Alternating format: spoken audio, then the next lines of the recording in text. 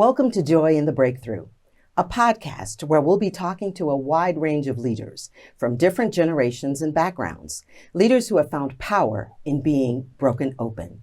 I'm Connie Lindsay. And I'm Anna Valencia. We are your hosts, and we believe that our challenges can lead to breakthroughs, and we want to share those insights with you. We hope these stories will inspire you to explore the I'm possible in you. I'm so happy today that we have a wonderful friend and someone who I really look to and is going to give us a lot of insight today, Bella Gandhi. And I'm going to read a little bit about your bio. So Bella is a dating relationship expert, founder of Smart Dating Academy, has been featured on a lot of national local media outlets, including Good Morning America, Steve Harvey, The Today Show, Kelly Clarkson, Access, ABC, NBC, Fox, and so much more. But what's great about Bella, she graduated from my alma mater, University of Illinois, Urbana-Champaign, with a degree in finance and German. She worked at Arthur Andersen in Chicago for a year before joining her family's chemicals and manufacturing company. She divided her time between Chicago and Europe, helping to expand the business. Her family's business sold to a Fortune 500, ExxonMobil. She was asked to remain as its leader and have a global vice president role, but she decided to pivot into a different career, which we're going to hear about today.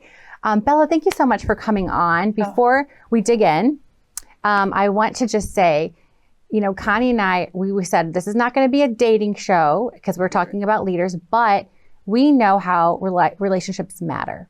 And you have inspired us with your own love story that we'd love to hear. And what Connie and I have learned and discovered is we have our own love stories that, you know, for me, I kissed a lot of frogs before I found my partner at 28. And I say partner because it really is a partner who embraced my ambition. He really has stepped in as a father and does a lot of the domestic duties. He does all the cooking and the cleaning of the kitchen and the laundry. Right now, he's doing laundry at home. But it was really that partner that I found that was so important for my leadership journey because it helped launch my leadership journey. And I know, Connie, you have a little bit of a different story of how you met John. Well, first of all, Bella, thank you so much for being here. Anna and I get big props because you are going to be here with us with conversations. And I know there are lots of people who are listening who want to hear what you have to say. So you honor us by being here today. Thank you both so much. Of course. So my story is, I refer to our marriage as a merger, not an acquisition. So a lot of the traditional things people think about marriage didn't apply to me. I got married at 49. Wow. And neither of us had been married before, and we're child-free by choice. And so the whole relationship piece, how we got there, the thing that I love about the juxtaposition in Anna's story and mine is we got to the same place, unconditional love with amazing human beings, but to free ourselves up to share that in a way that allows other people to see, as you've done so brilliantly in the work that you're doing now, the different ways to discover who that person is. So I cannot wait to jump in. I'm so excited to be here. Thank you again for having me. So we always start with the same question about, tell us a little bit about who Bella is. Well, as you so lovely, if that's, I can make up my new own adverb, lovely. As you talked about in my bio, I am the founder of Smart Dating Academy. So I'm a dating and relationship coach. I believe that love exists for every single person on this planet that wants it. And I believe that love for those people is a when, it's not an if. And I came into this through my own aha moment back in college where I figured out my own love story and started helping people as a hobby to do theirs. And so in 2009, I decided at the behest of everybody that knew me that I had helped to start doing this and proceduralizing how you can become love ready yourself and how you can pick partners that are really good for you. So I'm a dating and relationship expert. I am a wife of 26 years. I am a mother to a 19-year-old and a 15-year-old. I am a daughter, the first daughter of immigrants who have been married for 54 years. And I'm a sister. And so how did you know? You said you knew in college, and I've read a lot about your amazing journey here. How did you know? What happened inside? A lot we talk about on our Joy in the Breakthrough podcast. What did it feel like for you to be able to break open to say, this is really what I want to do, help people find love? And it's funny because I don't even know that I knew that then. I just knew that I had these instincts. Like I could see you and I'd be like, Connie, I I got a guy for you, okay? And if you go out on a date with him, I think this is it. As I call it, the lid to your pot. And so that happened once. The very first time was with my college roommate. It took them 7 years to agree to go out on a first date. But once they did, they were engaged 2 years later, and they've been married for 26 years to this day. And then I had another one and another one while I was working in mergers and acquisitions. I love that you Very said different. You are, right, you are a merger, not an acquisition. Right, and so it took me a windy path to get here, but I couldn't be happier to be doing this work. And tell me when you decided to make that pivot from the finance world and also being a daughter of immigrants. I know there's like a path for you, and they think my dad wanted me to be a lawyer, and he thought lawyer was a success. And news for all of you, I'm not a lawyer. But tell me. Me neither. I'm a politician instead. I don't know if he likes it or not, but it doesn't matter. It. But tell us, like, how did you find that bravery and courageous to tell your parents, I'm not going to do this, that you wanted me to be in finance and study German and be in business. I'm going to pivot and to do something like being an entrepreneur that might have been, scary for them. How did you find your courage to take that pivot? Well, it's interesting, and I'll take you back to the first, probably one of the biggest breakthroughs I would credit. And, in retrospect, you don't know, every moment could be one of those moments, right, in our lives. And mine was standing outside debating with my dad, who was watching me work at Arthur Andersen, living at home for a year to save money. And he's looking at me going, "You're bored, girl. You're home every day at 6 o'clock. You leave on the train, you lather, rinse, repeat." So he said, "I've paid for, wait for it, this useless degree in German. So why don't you come and help me build our business in Europe?"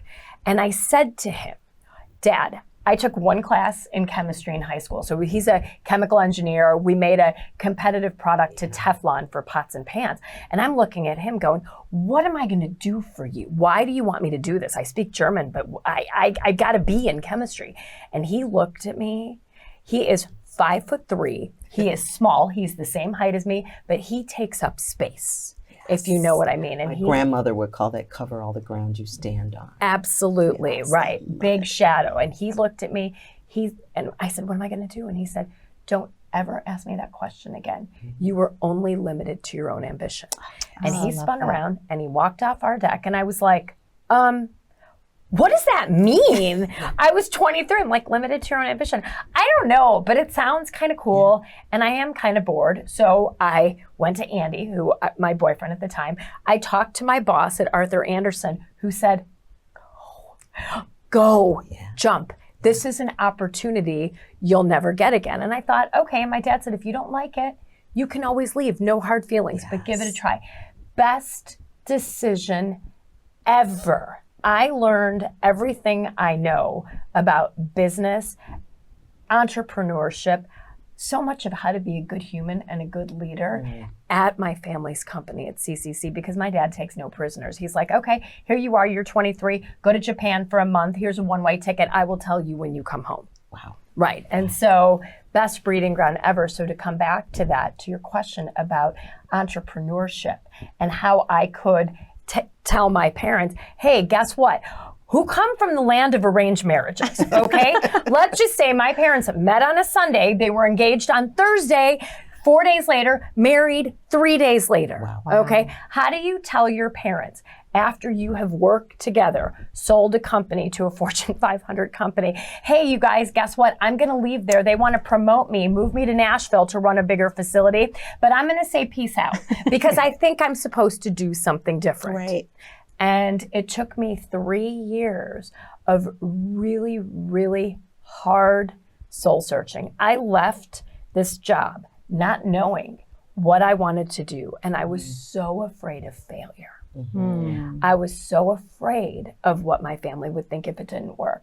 I had no business being a dating expert or a relationship expert. So those were huge, huge things to walk through. So when I finally got to the point where I said to my parents, "I want to do this," they were like, go do it. You'll do Beautiful. So that's the beauty of that, is that encouraging people around you to do that. But how does one become a dating expert? are there courses that you take? How does one do that? So listen, truth be told, from the age of 17 on, I was that kid. You put all these kids into a bookstore. A lot of them will be in mysteries and thrillers and cookbooks. I was the one in the self-help section. Mm-hmm. I always was a voracious student of the mind and our own personal skills. How do we develop ourselves to become better? So I read so much about dating and relationships, even when I was in college, because I was a serial monogamist, right? And helped my mom really through some difficult times in their own marriage. So I was always studying this. So by the time I realized what I was really good at, I was amazing at relationships. Mm-hmm. I had helped so many of my friends. They called me the dating oracle. Every wedding I stood up in, they're like, and if it wasn't for her advice, I wouldn't be standing here right now. Wow. So I put all these points together, and I said to myself, when I want to reinvent, what would I do for free every single day, yes. right? Because I just love it. Mm-hmm. And that's a really long list of things. I would drink coffee every day, right? I would water my flowers. But when I said, what am I really good at out of these things? That list got really small. And so I knew that I had a really strong skill base in dating and relationships. I did get coaching certified after that, just because, as women, we feel like we've got to have all these accolades and letters, right? Just in order to measure up. And so I did that, and that's how I made the pivot. Well, I wanted to talk about one of the things I love that you have even done a TEDx talk about that I saw, your elevator people. Yes. And how do you find them in the world? Not just beyond, romantic relationships, but friendships, business partners, making the decision. So I'd love for you to share with our listeners about the elevator people, because you are an elevator person in my life. You are someone that lifts me up when I'm feeling low. Our teas are epic. So I'd love for you to share that to our listeners. I'm Darius Hillman. Joining me on the next edition of In the Arena, the Chief Mission Officer for Goodwill Industries of Metro Chicago, Clayton Pryor. You work hard, work with your head down, and people will notice. That's not always true. A lot of times it's half of what you're doing, half of who knows what you're doing. Tuesday at 7 p.m. on CAN TV 19 and streaming on cantv.org and the new CAN TV Plus app. So elevator people is just a term that was literally invented over a table one day when I was with a client. And it comes from a really transformational shifting exercise that we do with them about how they should find their romantic partners. So an elevator person, I tell them, and this is what I would say to you, to every one of us, think about the people in your life that make you one thing. They make you happy. They elevate you. And I ask my clients, and I ask you, think about who those people are and what do they give to you in those relationships. For example, what it's not is my friend Anna, because she's super successful, she's a politician, she's got great people skills, she always looks chic. That's great about Anna, but that's not, Bella, what she gives to you in your relationship that makes you happy. And so we went through, and I've gone through this list with thousands of people after asking them question number one, who's your dream guy or your dream woman? They're like, oh, he should be tall. He should have 50 stamps in his passport. He should make 6 figures. And then we go through that. We're like, yay. And then we talk about elevator people. And the aha is you've been working from the wrong list. Mm-hmm. In order to have a successful partnership, right? A successful merger of a relationship, you have to start looking for the things that you need to be happy in a relationship. Mm-hmm. And so that's the concept of elevator people. And that was the subject of the TED Talk, which was called The Secret to Finding Lasting Love. It's, you guys, look at the people. The answers are all there. They're in front of you. Look at these people that elevate you. Write down who they are. Write down why. Look for the theme. Take out the highlighter. And oh my gosh, wow, for most people, spoiler alert, people that are encouraging, they are supportive, they see the best in you, they love you unconditionally, they are affirmative, they are always there for you, no matter what. That is the essence of an elevator person. I would have never thought, you guys, and I don't talk about this often, I have done this exercise with so many people, that there is a definition that has emerged of an elevator person. I have the data now. We have the data. Yeah. Us finance That'll be people 10x talk number 2, right? Exactly. So, but really, at the end of the day, it's all within us already. How do you find more elevator people in your life? Look for the ones you have already. Look at what those qualities are. Date those people. Friend those people. Vet the people in your life in that way. When you interview for jobs, look at the culture. When you are interviewing candidates to work for you, is this an elevator person? Do they have the capacity to do that, right? And if you need more data, have 6 interviews with them. Right. This is why I tell my clients, you're going to date slowly. Right. No getting exclusive for 15 to 20 dates. Why? Because we are kicking the tires to see if this is an elevator person. And I think in a society where everything, I'll lovingly refer to it as instant grits, right? Water, pop it in the microwave. Amen. This 15 to 20 dates, it requires us to get to know each other. Yes. And you're right, that elevator person or those qualities and characteristics, we are not accustomed to that patient waiting, that anticipation of what that will be. And I think that's poignant. There were 2 things that I got from the TED Talk that both made me laugh when you talk about the ideal person. Well, I want somebody who's 6'2". Well, only 12% of the population is that you inform us are 6'2". So what are you doing there? And the whole notion of let's walk through that. In terms of your clients and the people that you work with, what percentage are men and what percentage are women? You know, it changes at any given time. I would say we run 60% women, 40% men. No slight on you guys, but women tend to talk about the things that they're doing. Oh, I have a dating coach. I have a relationship coach. So there's more referrals because women, we chat about the good things that are happening in our life. And women tend to celebrate if they find something good. Elevator friends will tell their friends about what they're doing, right? And so guys don't always have the connections and the networks that women do, and they're not, and they crave it just as much as we do. But women, we're really good at sharing these things. So, gentlemen, the right lid is out there for your pot. Don't be discouraged. Well, I want to shift also to something you said. I love the idea about 6 interviews with someone, but that is so important when you're building your workplace culture and your team.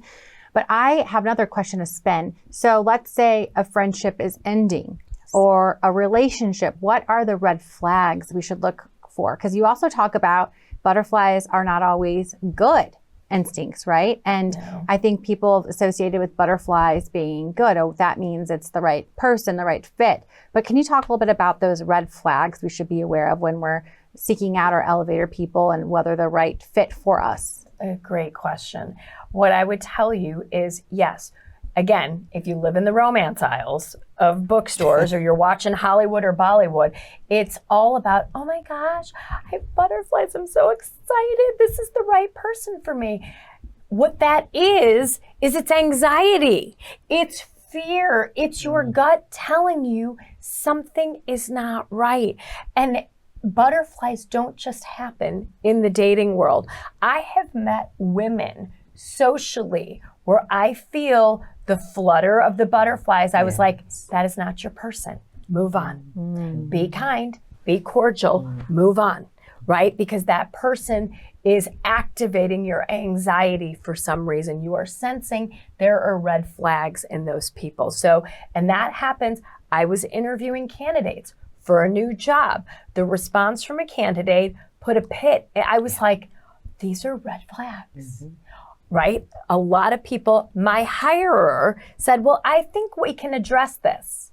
And I said, people show us who they are. It is up to us to believe them. This candidate has showed us her red flags.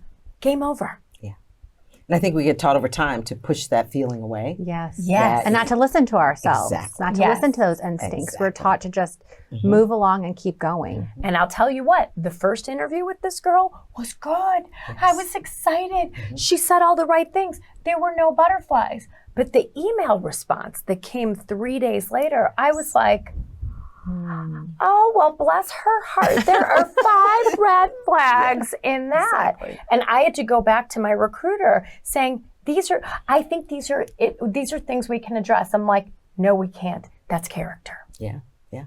You cannot teach character. No. Exactly. And I think what's so important that we're talking about, certainly romantic relationships, but all relationships, job interviews, even ourselves as we engage with others in the work environment, listening to those instincts. And our friendships too. I mean, Michelle Obama, we talked about this. Yeah, we Michelle did. Obama talked about on the Netflix with Oprah. You know, Connie's my Oprah, but Clearly.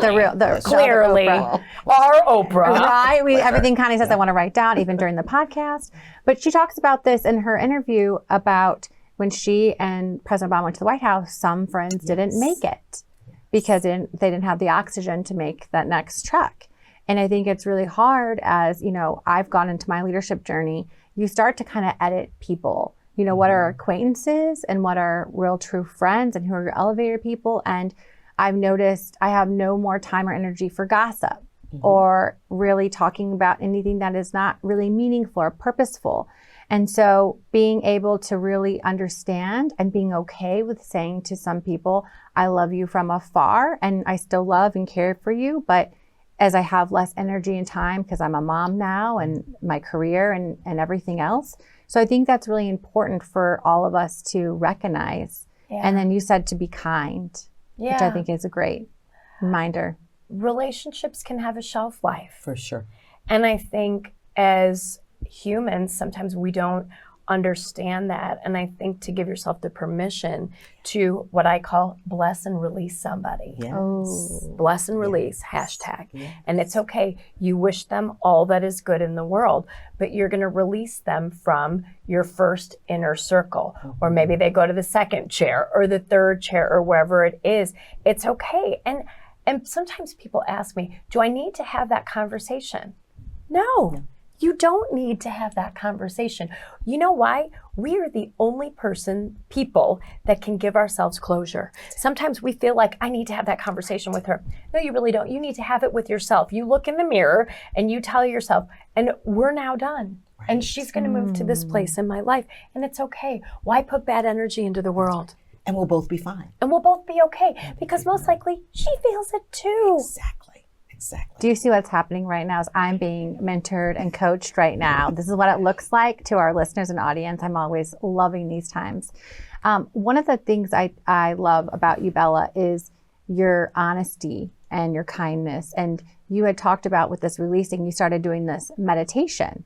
The meditation you've been sharing, and you shared with me, I was driving and I had to go home and write it down. And I think you did a pod about this too, but will you share it with our listeners? Yeah, you know, it's really hard, and I'll share it with you. You know, I have a daughter who's a freshman in college who's amazing, but you worry as a mom, right? And you have them on Life 360 and you can see, why are you home at 3 a.m.? Why are you home at 4 a.m.? Wow. And you're like, maybe I should turn that up. I'm not ready for those days. No, nobody's ready for those days. And sometimes you don't hear from them as much as you want, and it can trigger your own anxiety. Oh, sure. And I'm sure we all have these situations in life, and this just happened to be mine. And I found the Buddhist kindness, compassion meditation. And when I would start to get irked, why didn't she text me back? I would say it's 4 sentences. May you be happy. May you be healthy. May you be safe. And may you live with ease. And when I would put myself in this state and I would picture her, all of my anxieties melted away. And I became a better mom.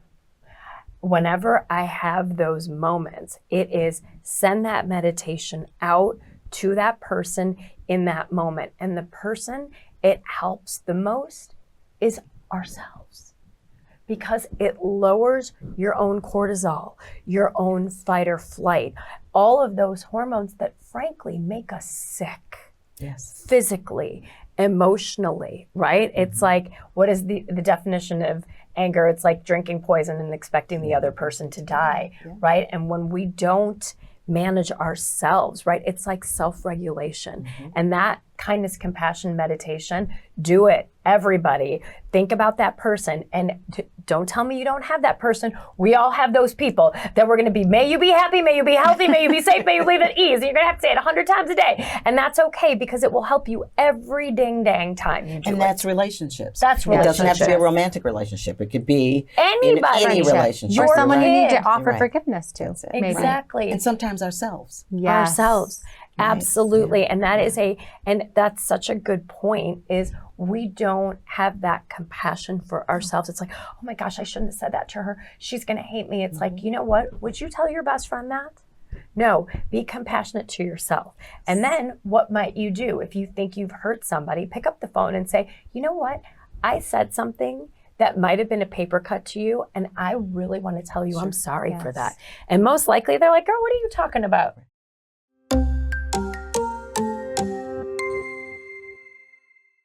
We are running out of time, and I want to go to our tips and technique segment. We give a tip and technique every time. You've dropped a lot, so I'm just going to leave this one here. I'm into a period of my life where it's no pressure friends. So I don't really like other kids' birthday parties besides my own. So if you are no pressure friend, you won't guilt me or shame me for not coming. So no pressure friends is where I'm at right now. Connie? I love it. I've experienced your no pressure friendship, and I love it. Yes. Me too. My tip is, how do you know when it's time to go? And how do you leave with what you talked about, the kindness, the respect, and the love? I love that.